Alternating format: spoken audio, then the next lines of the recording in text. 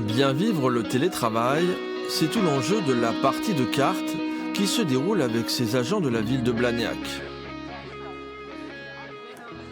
Le but du jeu, c'est d'être le premier, la première à constituer votre édifice télétravail. Vous voyez, on a choisi ce visuel qui symbolise à la fois potentiellement une maison, mais aussi un tiers-lieu ou un site distant. Cette formatrice a créé en 2016 ce jeu pour sensibiliser les salariés au télétravail, une organisation devenue incontournable dans les entreprises et les administrations après l'épisode du confinement. En tant que manager, je dois surveiller étroitement mes télétravailleurs. Vrai ou faux ? En une demi-heure, les participantes font le tour des questions posées par cette nouvelle façon de continuer le boulot loin du bureau. Je prends un exemple très simple, c'est est-ce que j'ai le droit de rester en pyjama toute la journée ? Ça, c'est vraiment une question élémentaire. Et selon les organisations, selon les opinions personnelles, ça va être oui ou ça va être non. Bien sûr que je ne connais aucune organisation qui a envoyé le comité d'hygiène et sécurité vérifier que les personnes étaient habillées. Bon.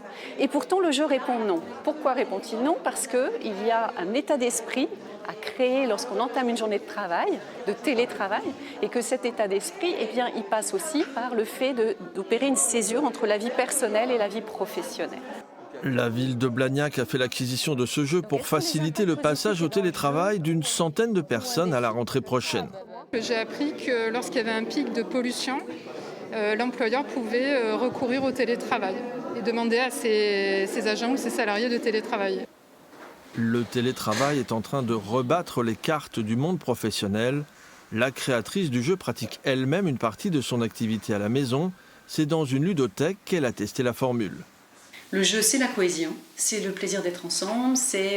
Il n'est pas rare quand on anime des tables de jeu de voir que le tutoiement s'invite assez rapidement, qu'on se donne du coude, que le ton, le volume sonore autour de la table augmente, on rit beaucoup.